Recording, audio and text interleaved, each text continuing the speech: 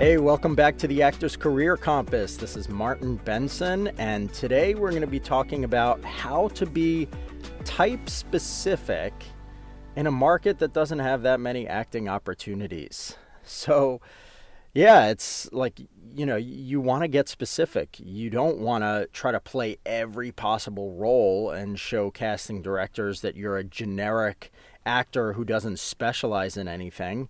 But what if you live in a place where there's just not that many opportunities, and whatever acting jobs that you're finding online, nothing seems to fit with what you feel like you'd play best? Well, that's what we're going to be talking about in depth today. So let's dive right in. How do you do this? Casting directors, they're never casting for a generic character usually, unless it's for, let's say, a background actor, right? Like if you're just walking around in the background, they might go for something super generic. But otherwise, they're almost always looking for something specific because that's the way the character's written into the script.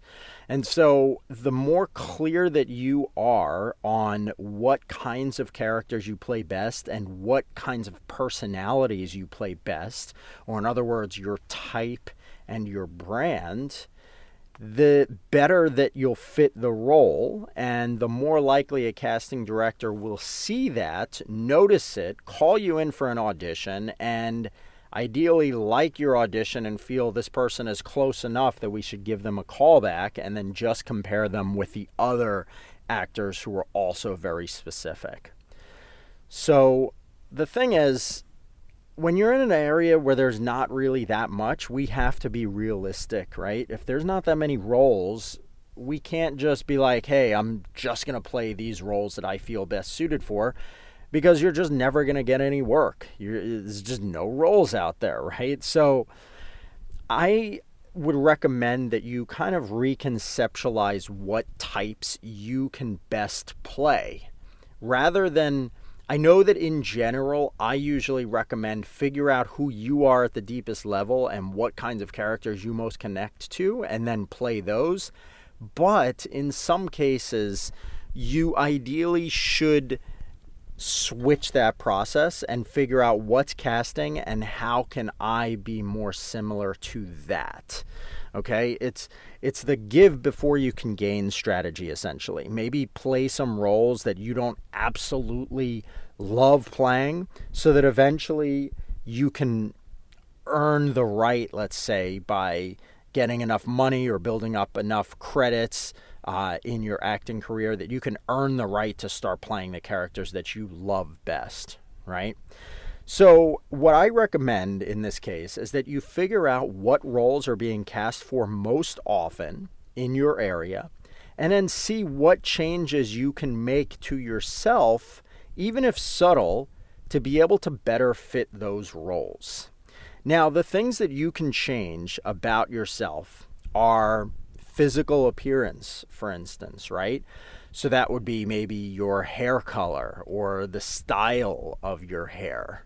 Or your body type, right? If you want to play, let's say, somebody who is a super fit personal trainer type of character, but you're just never seeing anything for that role, then maybe rather than like wearing clothes that make you look more muscular and showing that in your pictures, instead you wear clothes that kind of hide some of that so that you can get more of the, let's say, like businessy, nerdy type of characters or whatever that are maybe a little bit thinner or not so muscular, right?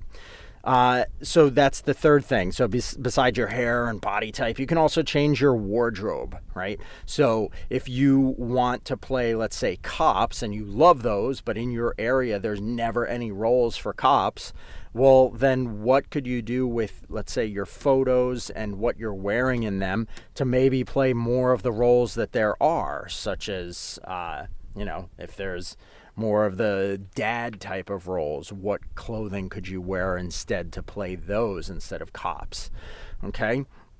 Now remember, this isn't forever. It's just for you to start getting enough credits so that eventually you can get an agent.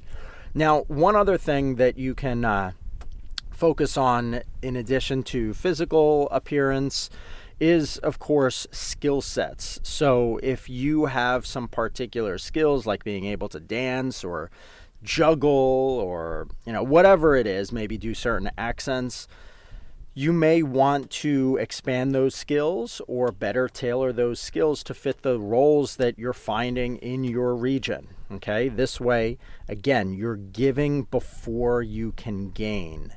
Okay, you're earning the right to be able to eventually do what you most love, even if right now you have to put in a little bit of extra work and maybe do things that you're not totally in love with in the short run, right? But that's to earn the right to do what you love later on.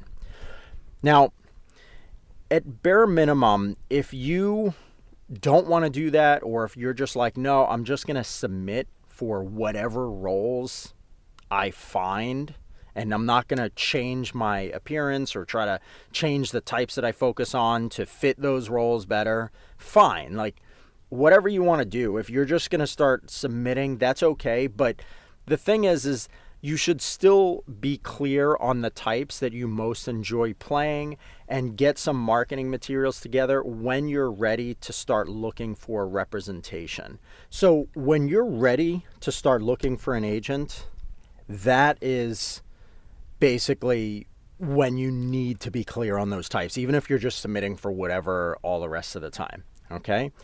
So hopefully this was helpful. I know it's a little bit weird to try to focus on character types that maybe you're not in love with, or for me to say like, oh, change how you look to better fit this role. I don't say that because I'm somebody who's insensitive and just want you to be whatever to, fit in. It's really just because if you want to book more acting work, in general, for most non-major roles. So like if you're not the main character in something, if you're more of a supporting, smaller character who's just in a scene or two, usually they're going to fit people who look like what most people would think. Like, let's say, a cop might be someone in the age of like 30s. They're not going to hire somebody who's like, 70 or something to play a cop, just because the audience might get distracted in that scene and be like, why is this cop so old? And then they're not paying attention to the actual film anymore. Whereas if the cop was the main character in the show or the movie, maybe they would hire someone who's 70 and the story is about that person who, he wants to continue in his career and he's trying to make a living and bring in money for his family, blah, blah, blah, all of that. And so the audience loves the story. They're following it. They're interested. And just because the character doesn't typically fit in the age range of what a usual cop is, it doesn't matter. But again, when it's a small, tiny little scene where it's just like a few lines or whatever, they don't want to cast against type because it can just be confusing and distracting for the audience. So anyway, I hope that this was helpful for you. And, if you are in a region that does not have many castings, obviously the more places that you can look for auditions, the better chance you'll have. So I do have an interesting and helpful guide called How to Find Auditions on the City Headshots website. So just go to Google and search City Headshots, How to Find Auditions, and it should show up.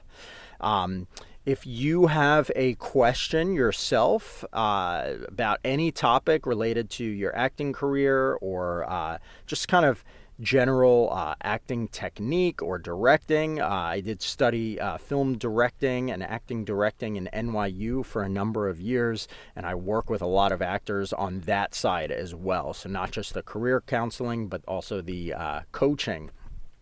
Feel free to email me, and I'm always looking for new questions to do in these podcasts. My email address is Martin, Martin, at cityheadshots.com. That is my direct email address. You can reach me there. Send me your question. I will definitely get to it at some point in the future. I don't answer every single question because I do get a lot, but I try to answer as many as I possibly can. So anyway, hopefully this was helpful, and I'll see you next time.